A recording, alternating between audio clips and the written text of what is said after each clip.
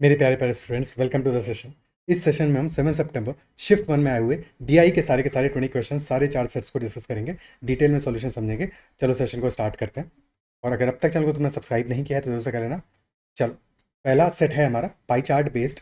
और सवाल में हमें पाई चार्ट दिया हुआ है जो कि दिखा रहा है हमें number of satellites launch by 5 different countries हमारी आयरलैंड, कनाडा, बेल्जियम, रोमानिया और नॉर्वे। आयरलैंड 20% सैटेलाइट्स कॉन्ट्रीब्यूशन है। टोटल कितने हैं सैटेलाइट्स है हमारे? 12,000। आयरलैंड का 20%, कनाडा का 15%, बेल्जियम 25%, रोमानिया 10% और नॉर्वे 30%। तो सबसे पहले वैल्यूज़ निकाल लेते हैं। 20% यानी कि कितना हुआ? 1/5, 1/5। तो आयरलैंड का कॉन्ट्रीब्यूशन आ गया 12,000/5 यानी कि 2400 सैटेलाइट्स हो गए। कनाडा 15%, 10% होगा 1200, 5% होगा 600, 1200 प्लस 600 1800 सैटेलाइट्स हो गए कनाडा के। बेल्जियम 25% यानी कि 3000, 1/4 यानी 3000 सैटेलाइट्स। रोमानिया 10% यानी कि 1200 सैटेलाइट्स। और नॉर्वे 30% यानी कि 1200 इंटू 3 3600 सैटेलाइट। पहला सवाल, भारत द्वारा प्रक्षेपित उपग्रहों की संख्या आयरलैंड द्वारा प्रक्षेपित उपग्रहों की संख्या से 20% ज़्यादा है। भारत द्वारा प्रक्षेपित उपग्रहों की संख्या आयरलैंड द्वारा प्रक्षेपित उपग्रहों की संख्या से 20% यानी कि कितना ज़्यादा है? 1/5 ज़्यादा है। 1/5 ज़्यादा है। तो कितने प्रक्षेपित किया है आयरलैंड? 2400। भारत के 20% ज़्यादा है, तो 2400 का 20% कितना होगा? 2400/5, जो हो जाएगा 480। यानी कि भारत के हो जाएंगे 2400 प्लस 480, 2880। सवाल पूछ रहा है भारत और रोमानिया द्वारा प्रक्षेपित उपग्रहों की संख्या के बीच का अंतर क्या होगा? रोमानिया के हैं 1200, भारत के हैं 2880, अंतर हो जाएगा 1680। ऑप्शन बी आंसर हो जाएगा। ठीक है, अगला सवाल, बेल्जियम द्वारा प्रक्षेपित उपग्रहों की संख्या नॉर्वे द्वारा प्रक्षेपित उपग्रहों की संख्या का कितना प्रतिशत है? बेल्जियम बटे नॉर्वे कितना परसेंट होगा? तो बेल्जियम ने प्रक्षेपित की है 25%, नॉर्वे ने की है 30%। हमें यहाँ पे मान की जरूरत नहीं है, 25/30 कर देंगे, क्योंकि अगर 25 की होंगे बेल्जियम ने तो नॉर्वे ने की है 30। संख्या कुछ भी हो, 25/30 जो कि हो जाएगा 5/6। और अगर तुमने भिन्न को और प्रतिशत में कन्वर्जन पढ़ा है, वैसे सवाल प्रैक्टिस किया, तो 5/6 होता है हमारा 83.33%, वरना 100 से गुणा करके 500/6 का मान निकाल लोगे, जो कि आ जाएगा 250/3। ठीक है, 83.33%। ऑप्शन डी आंसर हो जाएगा। ठीक है, अगला सवाल, रोमानिया द्वारा प्रक्षेपित नेटवर्क और कृषि संबंधी उपग्रहों की संख्या का अनुपात 7:8 है। रोमानिया द्वारा प्रक्षेपित कृषि संबंधी उपग्रहों की संख्या ज्ञात कीजिए। अब इस सवाल में थोड़ा सा लोचा है। लोचा क्या है डिस्कस करते हैं, उसके बाद में सॉल्यूशन समझेंगे कि एग्जामिनर क्या चाहता था। बट सवाल का जो भाषा, जो लैंग्वेज है, वो कंफ्यूजिंग है, वो गलत है। असल में कंफ्यूजिंग तो नहीं, गलत है। ठीक है, मैथमेटिकली गलत है। केवल रोमानिया द्वारा प्रक्षेपित नेटवर्क और कृषि संबंधी उपग्रहों पर विचार करें। असल में एग्जामिनर ये कहना चाहता था कि रोमानिया ने सिर्फ और सिर्फ कृषि और नेटवर्क संबंधी उपग्रह ही प्रक्षेपित किए हैं। बट इस सवाल में जो भाषा लिखी है उसका ये मतलब नहीं बनता है। भाषा ये कहती है केवल रोमानिया द्वारा प्रक्षेपित नेटवर्क और कृषि संबंधी उपग्रहों पर विचार करें, पर बाकियों पर विचार, चलो हम ना भी करें, पर बाकी उपग्रहों के बारे में क्या, उनको हटाएंगे कैसे? ठीक है, तो सवाल में असल में ये लिखा होना चाहिए था कि रोमानिया द्वारा केवल नेटवर्क और कृषि संबंधी उपग्रह प्रक्षेपित किए गए हैं। ये होता तो बेहतर होता। यही सेम चीज़ अगर इंग्लिश में देखें तो इंग्लिश में लिखा है consider only the network and agriculture related satellites launched by Romania. अब ये थोड़ा सा क्लोज है उस मीनिंग के। ठीक है, बट यहाँ पे भी लिखा एक्चुअल में ये होना चाहिए था consider that Romania only launched network and agriculture related satellites. तब ये प्रॉपर मीनिंग बनता कि यही 2 सैटेलाइट लॉन्च किए हैं। बहरहाल हम सॉल्व ऐसे ही करेंगे, बट इस सवाल की जो भाषा है वो फंसाती है, और इससे अगले सवाल में भी ऐसी ही भाषा का इस्तेमाल हुआ है। तो एज सच इन दोनों सवालों में हमें अगर एक ऑप्शन दिया होता है कि कैन नॉट बी डिटरमाइंड, यानी कि ज्ञात नहीं किया जा सकता, तो हमें ये नहीं पता कि नेटवर्क और कृषि संबंधी उपग्रहों के अलावा बाकी कौन कौन से प्रक्षेपित किए हैं। चलो ये ना भी पता हो, पर यह तो पता होता कि नेटवर्क और कृषि संबंधी उपग्रह कितने हैं, क्योंकि यहाँ पे ये नहीं लिखा है कि सिर्फ यही 2 प्रक्षेपित किए हैं। बहरहाल जो एग्जामिनर चाहता था उसके हिसाब से इसको सॉल्व करते हैं कि नेटवर्क और कृषि संबंधी उपग्रह मान लेते हैं रोमानिया के सारे। तो रोमानिया के सारे आ रहे हैं हमारे कितने? 1200। ठीक है, अनुपात आ रहा है 7:8 का। 7 है नेटवर्क वाले और एग्रीकल्चर वाले हैं हमारे 8। ठीक है, तो 7 और 8 मिला के हुआ 15, और 15 इकाई का मान है हमारा 1200, तो 1 इकाई का मान आ जाएगा हमारा 80। ठीक है, तो नेटवर्क वाले हो जाएंगे 560 और कृषि वाले हो जाएंगे 640। पूछा है कृषि वाले कितने हैं? 640 होंगे। अगला सवाल, कनाडा द्वारा प्रक्षेपित दूरस्थ और संचार उपग्रहों की संख्या का अनुपात 3:2 है। कनाडा द्वारा प्रक्षेपित संचार उपग्रहों की संख्या ज्ञात कीजिए। फिर से वही भाषा, केवल कनाडा द्वारा प्रक्षेपित दूरस्थ और संचार उपग्रहों पर विचार करें। अब हम समझ चुके हैं कि भाषा में गड़बड़ी है, पर देखो जब एग्जाम में गड़बड़ी भी आए तो भी इस तरह से तुम्हें समझना है कि जो एज्यूम करना है, जो एग्जामिनर चाहता है वैसे कर दोगे, अपना कल्याण हो जाएगा। ठीक है, तो मान लेते हैं कनाडा ने बस यही 2 प्रक्षेपित किए हैं, हालांकि भाषा में गड़बड़ है। तो कनाडा 15% यानी कि 1800, 1800, और अनुपात है 3:2 का, तो 3+2 कितना हो जाएगा, 3:2, 3+2 हो गया 5, 5 यूनिट है हमारा 1800, तो 1 यूनिट आ जाएगा 360। सवाल में क्या पूछा है, दूरस्थ और संचार में कौन सा पूछा है, संचार पूछा है, यानी 2 यूनिट का मान पूछा है। संचार यानी 2 यूनिट, तो 2 यूनिट हो जाएगा 2 गुणे 360 यानी कि 720। संचार वाले हो जाएंगे 720 और दूरस्थ वाले हो जाएंगे 1080। अगला सवाल, आयरलैंड, बेल्जियम और नॉर्वे द्वारा प्रक्षेपित उपग्रहों की औसत संख्या क्या होगी। Ireland, Belgium, Norway. आयरलैंड के हैं 20%, बेल्जियम के हैं 25%, नॉर्वे के हैं 30%, 20 + 25 + 30 75/3। तो हमारा औसत आ गया, अगर परसेंटेज में निकालते हो तो औसत आ गया 25%, जो कि हो गया 3000। वरना संख्याओं का औसत भी ले सकते हो, ठीक है। संख्याएं क्योंकि हमने ऑलरेडी निकाली हुई है, नहीं निकाली होती तो फिर संख्याएं नहीं निकालते, पहले 25% यानी कि औसत प्रतिशत निकाल लेते और फिर उसको बदल देते अपनी संख्याओं में।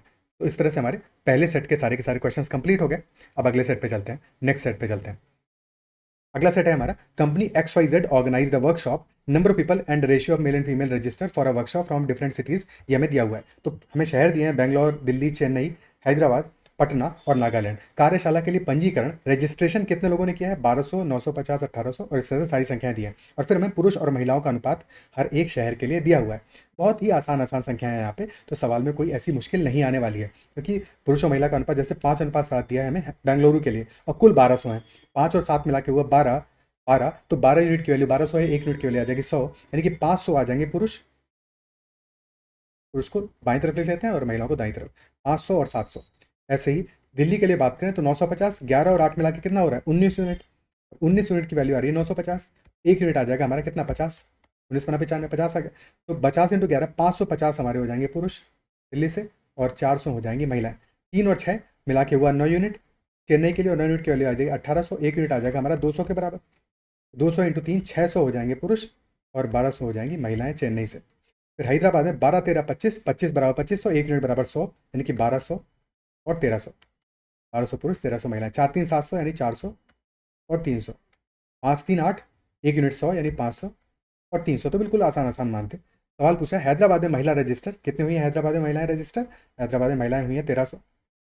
1300 यानी कि या तो ऑप्शन डी आंसर होगा या फिर ई होगा, ABC नहीं होगा। और जैसा लगातार पीछे भी हमने देखा है कि ऑप्शन ई आंसर होता नहीं, तो इतने से भी समझ में आ रहा है ऑप्शन डी आंसर होगा। 1300 अनुपात 400 होना चाहिए, तो 400 क्या होंगे, पटना में पुरुष रजिस्टर कितने हैं, 400 हैं, 13:4 हमारा आंसर होगा, ठीक है। और ये कैसे देखा, क्योंकि 13 हमारा 12 और 11 से तो कटने वाला नहीं है, तो 13 से ही कट रहा है, तो या तो ऑप्शन डी आंसर होगा या फिर पक्के से ऑप्शन ई आंसर होगा, इनके अलावा कुछ और हो नहीं सकता। अगला सवाल, बेंगलुरु और दिल्ली से कुल महिला रजिस्टर की संख्या। बेंगलुरु और दिल्ली से, बेंगलुरु से हैं महिलाएं 700, दिल्ली से हैं 400, तो 700 + 400 हो गया 1100,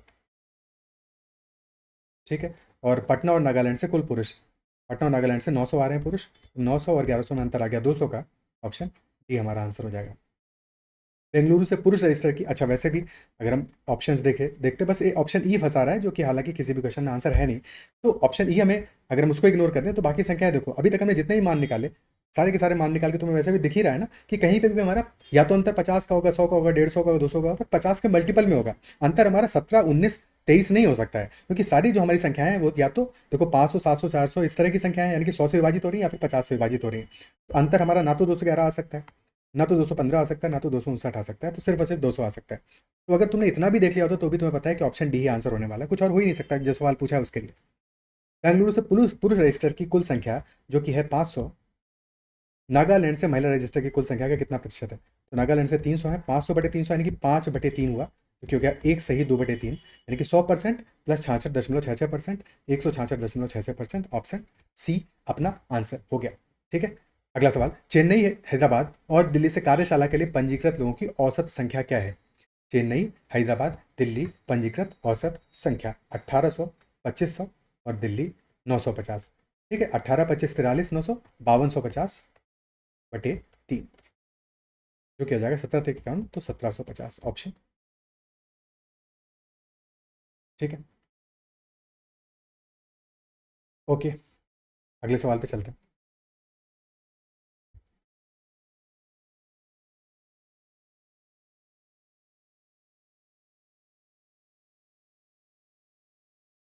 अगला सवाल, कार्यशाला की महिला शुल्क 200 रुपये है और पुरुष शुल्क 250 रुपये है, तो चेन्नई से कंपनी ने कितनी राशि अर्जित की। चेन्नई में हमारे पुरुष हैं 600 और महिलाएं हैं 1200, और पुरुषों से कितना लिया, 250 रुपये, महिलाओं से लिया 200 रुपये, ठीक है। तो 6 × 25 150, उसके बाद आएंगे 3 जीरो, यानी कि हो गया 1.5 लाख, एक सेकेंड, 600 और 250, ठीक है। तो 6 × 25 आ गया 150, और उसके बाद में फिर 3 जीरो आ गया हमारे, ठीक है, 1.5 लाख आ गया। और फिर यहाँ पे 12×2 = 24, और फिर 4 जीरो, यानी 240, ठीक है। तो ये 2.4 लाख, तो कुल मिला के हमारा हो जाएगा 3.9 लाख, 3,90,000। ऑप्शन ए आंसर हो जाएगा। अगला प्रश्न, अगला सेट, तो ये सेट भी हमारा कंप्लीट हो गया। नेक्स्ट सेट है हमारा एक लाइन ग्राफ बेस्ड सेट, और सवाल ये कह रहा है following line graph represents data regarding total number of shirts sold by different shops during the following years. तो ईयर्स है हमारे, साल है हमारे 2021 से लेकर 2025 तक, और 3 शॉप के बारे में हमें कहानी दी हुई है, स्टोरी दी हुई है, ग्राफ दिया हुआ है। तो इसको सॉल्व करते हैं, ठीक है। तो सवाल हमारा कह रहा है 2025 और 2025 नहीं, 2022 और 2024 में दुकान बी से बेची गई शर्टों की कुल संख्या। तो दुकान ए वाली जो शर्टें हैं वो हमें कैसे दिया, एक सर्कल है। दुकान बी वाला चौकोर है, स्क्वायर है, और दुकान सी वाला एक तिकोना है, ट्रायंगल है, ठीक है। तो दुकान बी द्वारा 2022 और 24 में, 22 में कितना बेचा है दुकान बी ने, 22 में बेचा है, ये क्या है, 1400, 1800, बीच वाला फिर उसके बीच का होगा, यानी कि ये जो हमें मान मिल रहा है, ये मिल रहा है 3600। 3600 हो गया 2022 का, दुकान बी का 2022 का 3600, और 2024 का कितना होगा, 2024 में दुकान बी आ जाएगा 3400, 7000 हो गया। और यही पीरियड में, इसी अवधि में दुकान ए से बेची गई शर्टों की कुल संख्या का अंतर। दुकान ए ने कितना बेचा है, ए ने बेचा है 2000, और फिर अगली बार है 3200, यानी कि 5200 बेचा है, 1800 का हमारा अंतर है। ऑप्शन बी 1800 आंसर हो जाएगा, ठीक है, क्लियर। अच्छा देखो, अगर किसी को ग्राफ में ऐसी चीज़ें देखने में तुम्हें बार बार देखना पड़ रहा है हर सवाल में, और अगर इसमें तकलीफ हो रहा है, तो एक काम ये भी कर सकते हो कि पहले तुम एक काम करो कि सारी की सारी वैल्यूज़ को नोट डाउन कर लो। तुम इस ग्राफ को टेबल में कन्वर्ट कर दो। कैसे कन्वर्ट करोगे टेबल में, कि 2021 के लिए मान देख लो, सारे के सारे पहले तुमने लिखा ए, ठीक है, दुकान ए, दुकान बी, दुकान सी। अब ए के लिए सारे मान देखते चलो। ए हमारा क्या है, गोलू है, गोलू है, गोलू है हमारा, स्टार्ट हुआ 2400 से, 2400, फिर अगला आया 2000, ठीक है। तो लिख लो 2400 2021 में, 2000 2022 में, फिर इसके बाद में आ गया 1800 2023 में, फिर आ गया 3200 2024 में, ये टेबल अपनी बना लो अच्छे से, और फिर आ गया 4400 2025 में। तो ये ए के लिए सारे के सारे मान हो गए। ऐसे ही बी के लिए निकाल लो, क्योंकि ये देखने में तुम्हें आसानी होगी, यहाँ पे तुमसे गलती नहीं होगा, कन्फ्यूजन नहीं होगा, और आगे भी तुम्हें सवालों में एक बार टेबल बन जाएगा, तो चीज़ें फिर टेबल से सॉल्व करना है। फिर बी में तुम्हारा आ गया 3000, 4200, और फिर एक सेकंड, एक सेकंड, 4200 के बीच में भी तो आया था मान, 3000 और 3600, फिर 4200,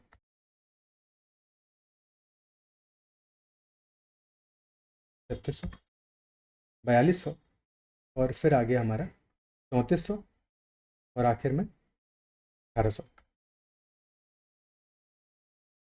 तो ये हमारे हो गए दुकान बी के सारे मान, ठीक है, क्लियर है। अब निकालते हैं दुकान सी के लिए। तो दुकान सी तिकोना है 1600, 4000, इसके बाद में आ रहा है 2600 और 2000, और आखिरी मान आ रहा है हमारा 3800। तो ये सारे के सारे मान हमने निकाल लिए। अब इसके बाद में जो भी सवाल पूछा जाएगा उसको अकॉर्डिंगली आंसर कर देंगे।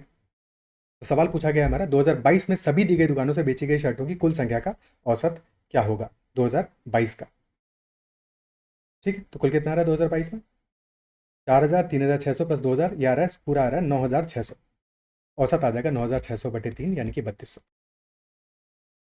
ऑप्शन डी आंसर आ जाएगा। अगला सवाल, 2021 में सभी दी गई दुकानों से बेची गई शर्टों की कुल संख्या और 2023 में सभी दी गई दुकानों से बेची गई कुल शर्टों की संख्या का क्रमशः अनुपात क्या है, 21 और 23 का। 21 में कितना आ रहा है, 24, 16, 4000, 3000, 7000, 7000 आ रहा है, और फिर 23 में आ रहा है 18, 42, 6000, 8600। तो 7000 अनुपात 8600, 35:43 आ जाएगा। 7000 अनुपात 8600, 35:43 आ जाएगा। अगला सवाल, 2024 में दुकान ए से बेची गई शर्टों की कुल संख्या का, 2024 में ए की और 2022 में सी की। 2024 में ए से कितना बेची गई हैं, ए ने बेची हैं 3200, और 2022 में सी की 4000। तो 3200 और 4000 4:5 हो जाएगा। ठीक है, अगला प्रश्न। 2023 में दुकान बी और सी से बेची गई शर्टों की कुल संख्या, 23 में बी और सी से बेची गई शर्टों की कुल संख्या कितनी है? 23 में था हमारा 4200 और 2600,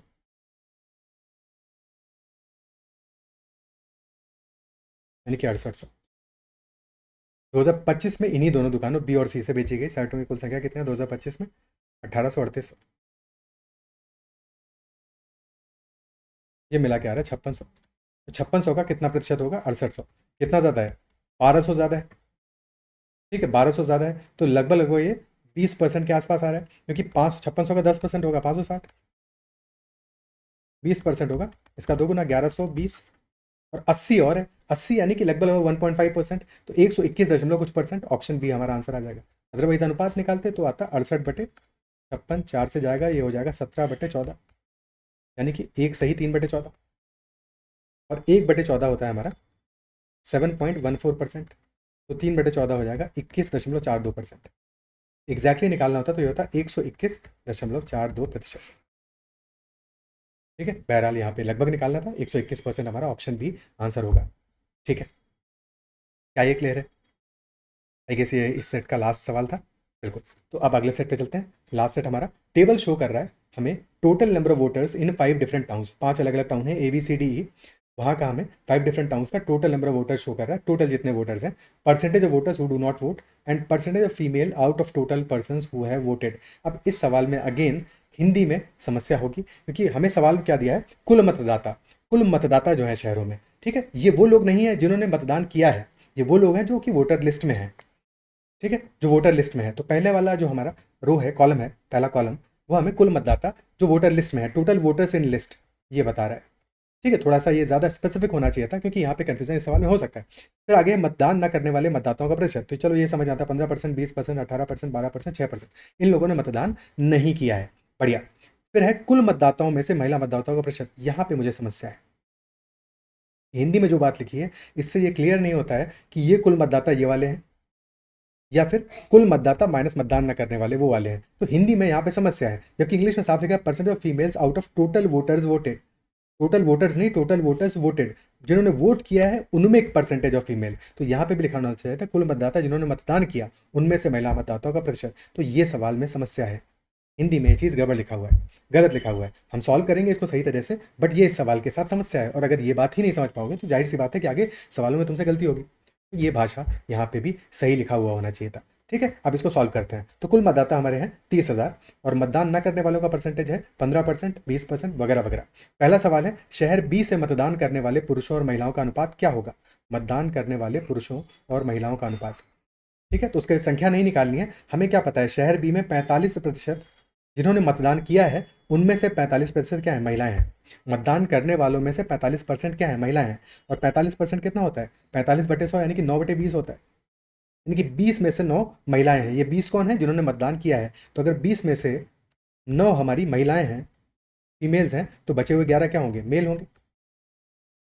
तो 11:9 हमारा हो जाएगा अनुपात पुरुष और महिलाओं का जिन्होंने मतदान किया है शहर बी में। ऑप्शन बी आंसर आ जाएगा।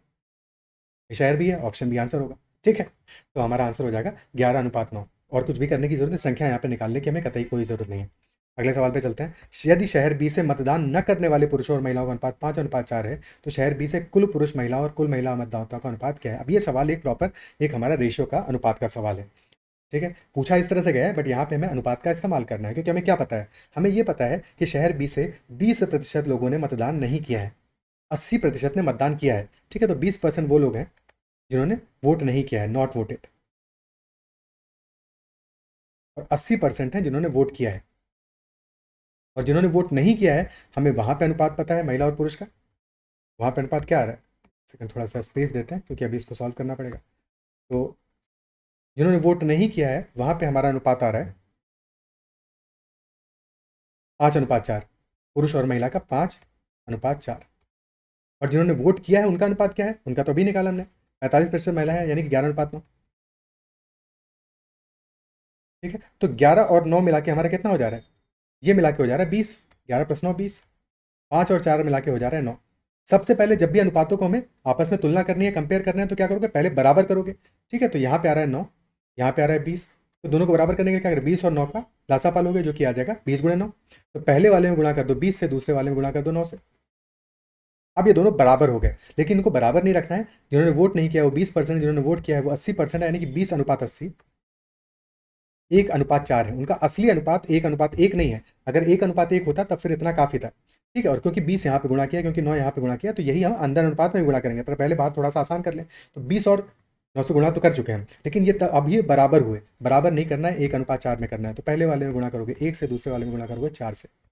ठीक है, अब थोड़ा और आसान करने के लिए थोड़ा काटा पीटी कर दो, इस 4 को काटोगे, यहाँ बचेगा 5। अब ये 5 अंदर गुणा करो, तो यहाँ 5 से गुणा हुआ, यहाँ 5 से गुणा हुआ, और ऐसे ही ये 9 भी नीचे वाला अंदर जाके गुणा हो जाएगा। ठीक है, 5×5 = 25 प्लस 99, ये आ गया पुरुषों के लिए, और 4×5 = 20 प्लस 81 महिलाओं के लिए, यानी कि 124:101। ऑप्शन बी हमारा आंसर हो जाएगा। क्या ये समझ में आता है? ठीक है।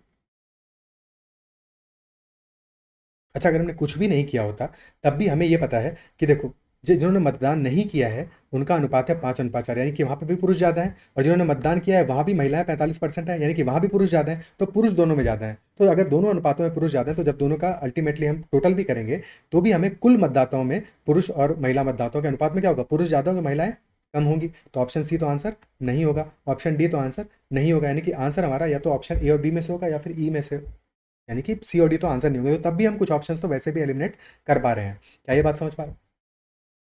ठीक है, चलो आगे बढ़ते हैं अगले सवाल में। अगला सवाल कह रहा है, शहर ई से मतदान करने वाले पुरुष और शहर बी से मतदान करने वाली महिलाओं की संख्या के बीच में क्या अंतर है।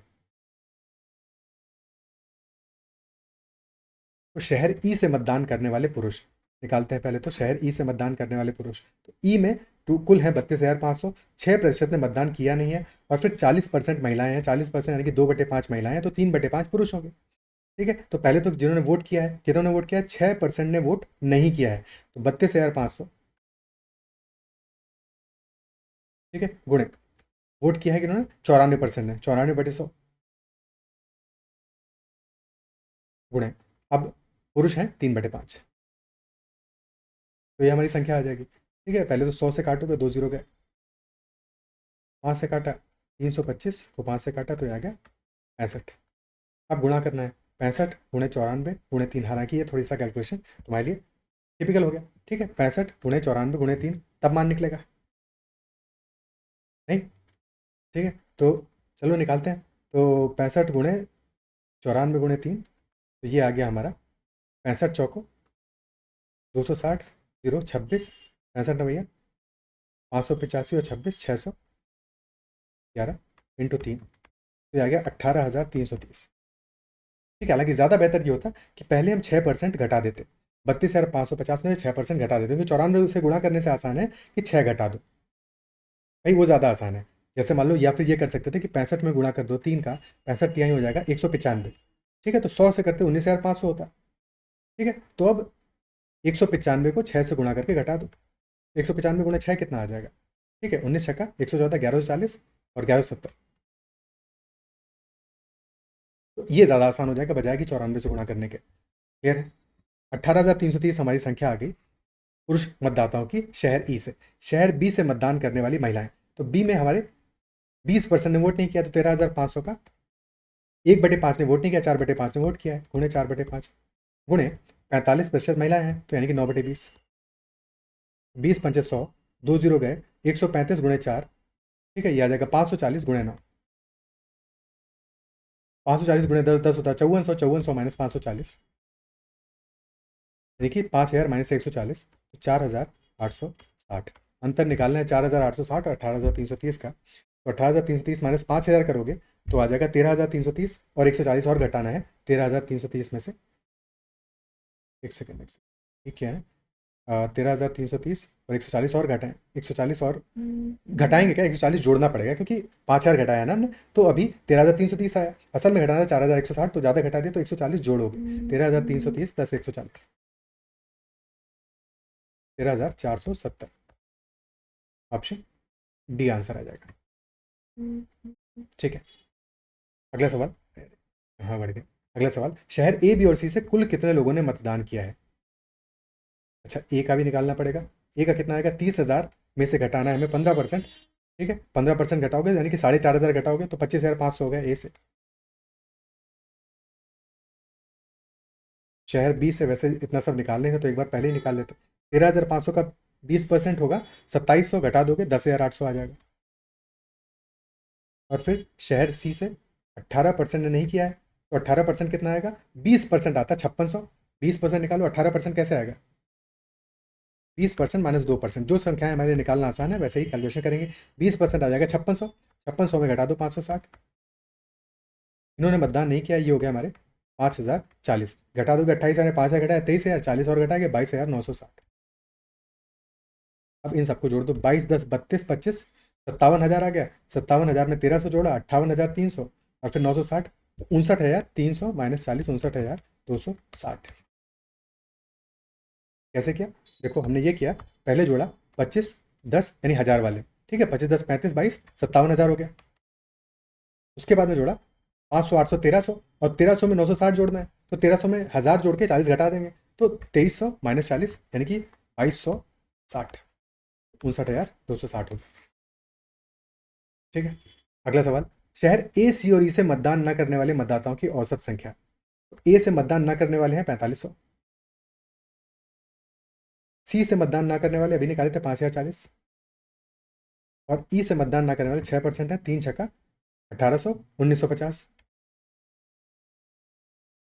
5 4 9,540, 2,000, 11,540, 11,490। और इनका औसत चाहिए, बटे 3 करोगे तो 3 से गया 3 बार, बचा 24, 3,830। ऑप्शन सी आंसर हो जाएगा। 3,830 हमारे मतदाता हैं, औसत संख्या मतदाताओं की शहर ए सी और ई से जिन्होंने वोट नहीं किया, जिन्होंने मतदान नहीं किया है। ठीक है, क्लियर है? तो ये हो गया हमारे सारे के सारे सवाल, सारे के सारे 4 सेट। और जो भी हमने डिस्कस किया है तुम्हें आई बिलीव कि समझ में आएगा। हालांकि जैसा मैंने बताया, ये जो लास्ट सेट है इसमें हिंदी में जो लिखा हुआ है कुल मतदाताओं में से महिला मतदाताओं का प्रतिशत, ये चीज़ लास्ट सेट को गड़बड़ बनाती है। क्वेश्चनेबल है ये चीज़, एग्जाम में थोड़ा कॉशियस रहना चाहिए, ऐसी गलतियाँ उनको नहीं करनी चाहिए थी डेफिनेटली। क्योंकि जिसने भी हिंदी में पढ़ा होगा तो फिर वो कन्फ्यूज़ हुआ होगा गलतियाँ क्यों, और ऐसे बहुत सारे लोग होंगे, लाखों लोग होंगे जिन्होंने जो डेफिनेटली कन्फ्यूज हुए होंगे और उसके बाद शायद उन्होंने स्किप कर दिया इस सेट को, या ना कर पाए हो, या जो भी हुआ हो। ठीक है, और सिमिलरली कहानी बनती है जो हमारा पहला वाला सेट था। यहाँ पे ये जो 2 सवाल थे, सवाल नंबर 8 और 9, यहाँ पे इनको साफ साफ मेंशन होना चाहिए था कि केवल नहीं है ये जो जिस तरह से भाषा लिखी है, ये भाषा नहीं, रोमानिया ने सिर्फ और सिर्फ नेटवर्क और कृषि संबंधी उपग्रही प्रक्षेपित किए हैं, जिसके बजाय जो उन्होंने भाषा लिखी है वो भाषा कतई सही नहीं है। और अगर आप सही भाषा ही नहीं लिख रहे हो तो फिर कैसे उम्मीद करते हो कि कोई सवाल को सही से मार्क करेगा? चलो इतना ही रखते हैं सेशन में, और आई बिलीव कि तुम्हें सारी बातें समझ में आई होंगी। बेस्ट ऑफ लक तुम्हारे रिजल्ट के लिए, और that's all. Take care, keep learning.